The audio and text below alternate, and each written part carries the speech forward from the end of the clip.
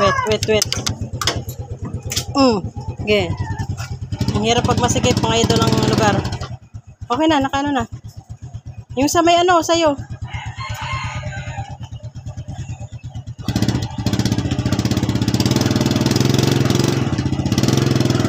Masikip ang lugar namin, kaya mahirap maglabas-pasok. Nakasabit yung ano mo. Ay, ano na naman. Okay.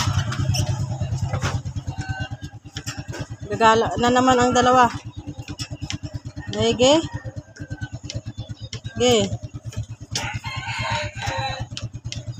Pinasok niya kasi nung isang araw dahil ginawa niya.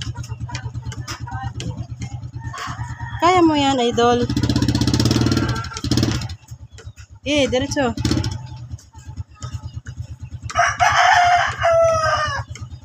Okay. Diba?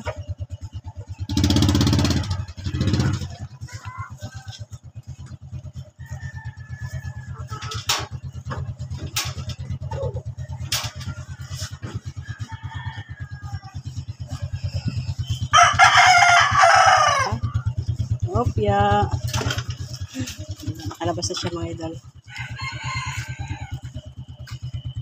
Shoutout mo na, idol.